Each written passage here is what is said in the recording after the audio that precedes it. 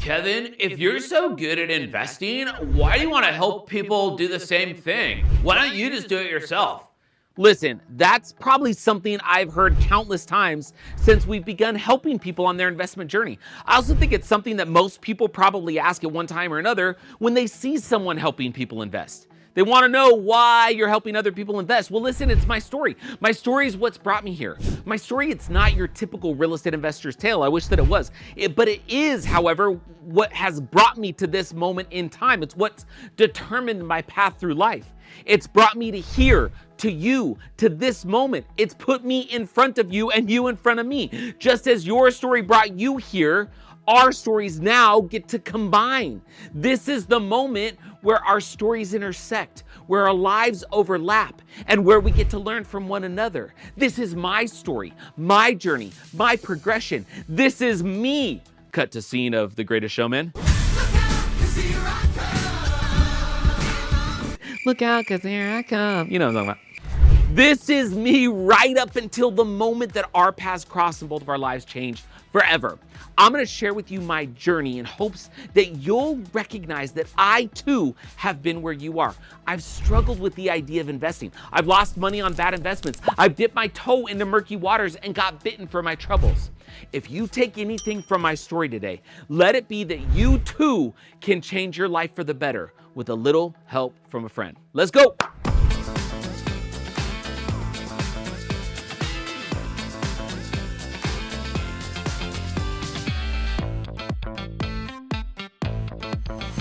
So I grew up in San Leandro, California. It's right outside of Oakland, and in the San Francisco Bay Area. And I grew up kind of in a low middle class home. I was, taught what a lot of us are taught, which is you go to school so that you can get good grades, so that you can go to college, so you can go get a job, and then that job is supposed to, give you enough money so that you can have the white picket fence and the dog and the family, right? That's what I did. I went to school so I could go to college so I could get a job.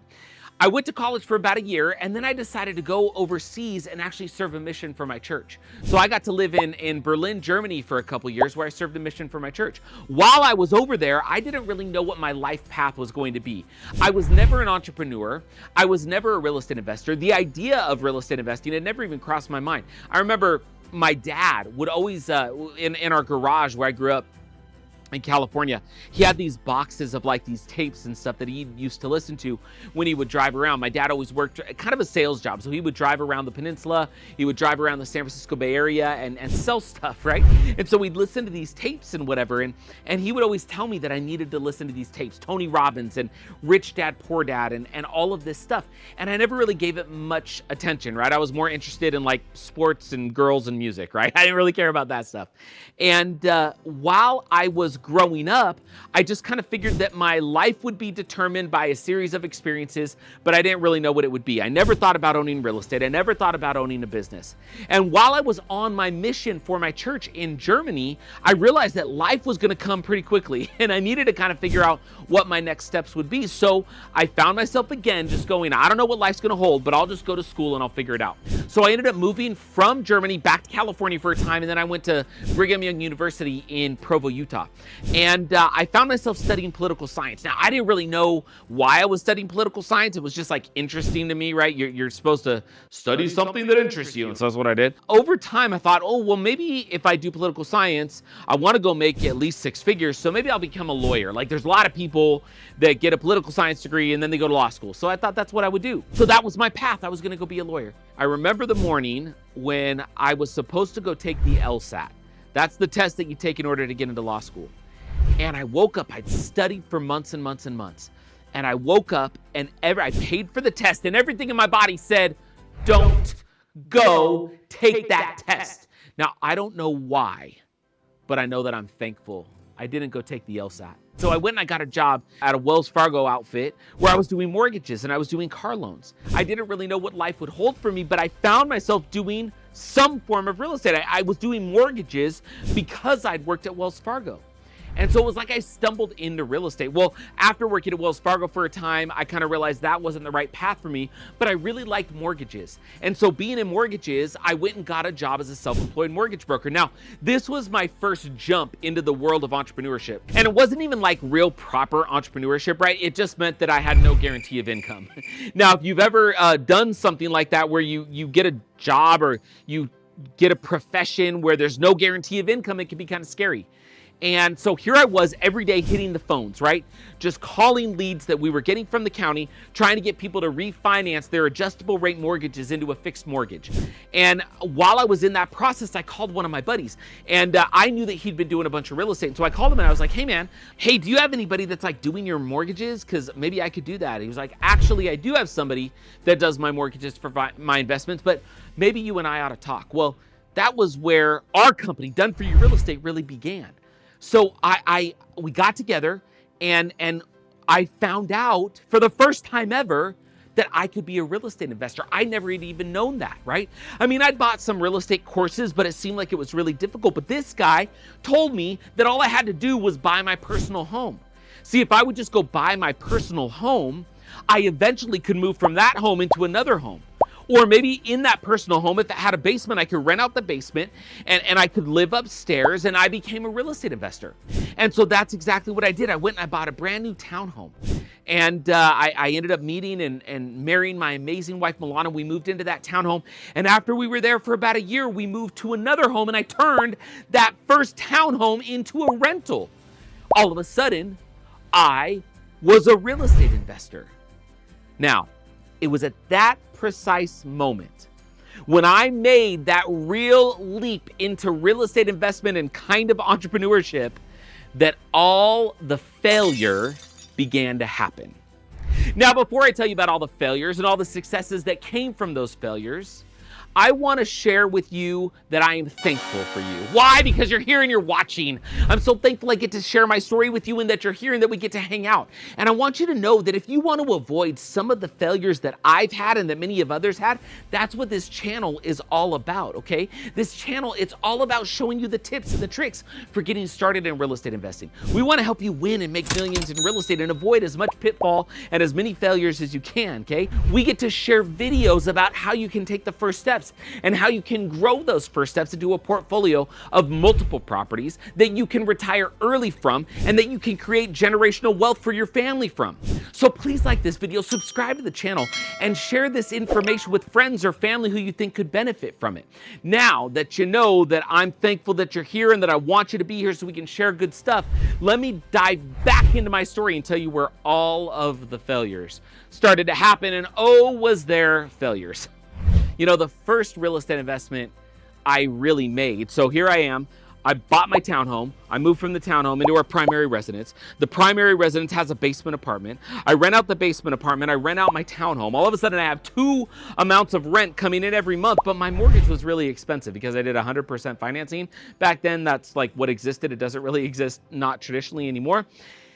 And I started to feel like I was a pretty big man, right? Like, yeah, I'm a real estate investor now because I got two properties, I'm earning rent, and I know my stuff, right? So I thought, okay, I'm going to really dive in and do some real estate. That's right, I'm going to do some real estate. And my first real investment I made was into 20 properties that made me $0.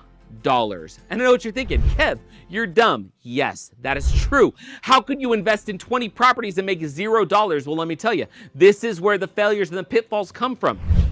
It was shortly after the financial crash. And after the financial crash, there was a lot of bank-owned properties that the banks had to take back from foreclosures.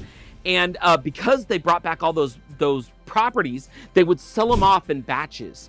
And I had an opportunity to buy 20 properties scattered across 7 or 8 states. And I was able to buy these 20 properties. I partnered with some people and we bought these properties for 150 grand. Now imagine 20 properties for 150,000. There's no way that goes poorly, right? Except we hadn't researched the properties. We didn't know what condition they were in. We didn't know what market they were in. We even found properties that weren't real properties. They were just addresses that got sold to us that weren't really even primary residences, right? So all of a sudden I go and I invest money that I really didn't have into properties that were supposed to work out great, that didn't work out at all because I didn't know what the heck that I was doing, but I was trying to be a big boy and invest in real estate because that's what I could do, because I had 2 rent checks coming in and I could go get 20 more. And so that's what I did. And all of a sudden I found myself in complete financial ruin. My first property, that townhome, I had to short sell it. My existing property slipped into foreclosure. One of my partners, who was one of the original people that started our company with, was more concerned about his personal success than he was the success of our clients. As a result, I became very uneasy about where our company was headed. I left the company. I sold my real estate. So here I was, home in short sale, home in foreclosure, business not doing well, feeling like I was in the wrong place in my life. So I leave the company. I keep my ownership. I leave the company. I realize I have nothing left. I sell what real estate I have, which was just my townhome, right? And I'm like, okay, well, I guess I got to go do something else with my life. And so I left and I wrote a book about gratitude. If you've watched the channel before, I've talked about gratitude. I wrote this book. I devoted everything to it. It took me 2 years to write the book. And after I wrote that book for 2 years, I published it. I published it in August of 2016. And after publishing it, it had to go big. I needed to sell hundreds of thousands of copies just to like dig myself out of the hole that I dug myself into. Well, we sold thousands. The book still sells today. It's sold in over 26 countries, but it hasn't sold millions of copies. So here I was, no real estate, failure in real estate, failure as an author, and we're about to lose our home. I had nothing left. This was the time in life when you're literally, we have this green, well, for a while, we had this green little tin. It looks like a little green bucket, little metal bucket. And it's where we would put our change, maybe an extra $1 or $2. There was multiple occasions when I had to dig through to find money for milk. We had 3 kids at the time. And, it's really sobering and really humbling when you've now gone from, I never thought I'd be an investor or an entrepreneur, to I am an investor and entrepreneur, to I'm a failure as an investor, as an entrepreneur. And now I can barely put food on the table for my kids and my wife, who I love dearly. My car was repossessed. Our home was going to auction. I had to get a job. Now, I wasn't qualified to do anything, right? Because sometimes when you're an investor and an entrepreneur, you're not qualified to do a dang thing. And so, except to be an entrepreneur and to be an investor. So the only thing I could do was I went back to what I'd spent a lot of years doing, which was retail. I went and I got a job for $13 an hour at the Container Store because I was literally unqualified to do anything else. So I was selling empty boxes for a living. I was waking up at 3:30 in the morning to go drive to Salt Lake to be able to get freight off of a truck and then go stock that freight on the floor and then walk around the floor and convince other people to buy empty boxes because I needed to put food on the table. I did that for a year because of the things that I'd learned and because of the gratitude that I'd learned to have in the midst of difficulty, trial, and frustration. It was an amazing year. I had a job that was at least putting food on the table, that at least saved our home from foreclosure, that at least got me my car back. Yeah, I wasn't making a lot, but it was enough.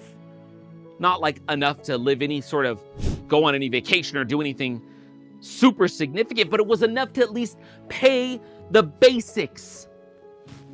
I did that for a year. Then about a year after that, my partner, who's still my partner today, who's on one of our videos actually, we'll link to it below in the description, but there's a video we did called How to Buy Your First Rental Property, a step-by-step guide. Steve is on that video with me. He called me after about a year of me making $13 an hour, eventually going to full-time, making $32,000 a year. He called me and he said, Kev, I've been watching what you've been doing the last couple years. He knew that I'd left our company. And he came to me and he's like, hey, you've gone out and you've figured out some things. You've figured out how to work. You figured out how to at least build off of failure. You figured out some marketing. You figured out that you can speak and that you can write. He said, what if we could buy out the partners? What if we could redo this company? What if we could rebrand the company? What if we could do it the right way? What if we could together build a business that was more focused on clients than how we actually look on YouTube or Instagram or TikTok or whatever? What if we could actually start to help and serve people? Could we start over together? That was 6 years ago. 6 years ago, we found a way to buy out the partners. Since then, we've gone on to make the Inc. 5000 list of the fastest growing private companies in the country. We've written a real estate book. We've done hundreds of millions of dollars in real estate for our clients. And it's got us to this point where we can share our experience, our strategies, and our failures with you. Now, here's what I want for you. If you're tired of the roller coaster investment opportunities, if you're tired of feeling like a yo-yo where you're up and you're down and you're up and you're down and you failed and you succeeded and you've tried and you failed and you don't know what to do, I just want to help you ditch all the failure and ditch all the frustration and just get real. And I want you to know that we have been there. We know what it's like to fail. We know what it's like to have nothing. And we know that real estate is a way out. Real estate done the right way is a stable investment that will always have value. Even when the market's uncertain, real estate has created wealth for those who can see the opportunity. It's a great way to combat inflation and save on taxes. Plus, you don't have to be a landlord or fix any toilets. There's tax breaks and clean toilets, and it's all done for you. Wouldn't it be nice to invest your money and not have to worry about it for years? With DFY-realestate.com, that's who we are. That's exactly what you'll get. We do all the hard work for you so you can sit back and relax while your money grows.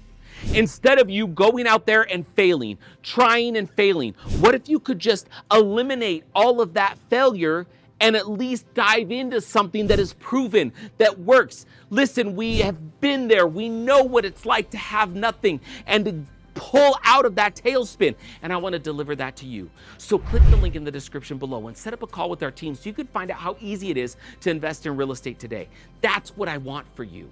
Learn from our story. We're here in this moment together for a reason. Let's do something with it. Let's jump on a call. Let's figure out how we take the next steps together so that we can help you get from where you are to where you want to go. Are you ready? Let's do it together. We'll talk to you real soon.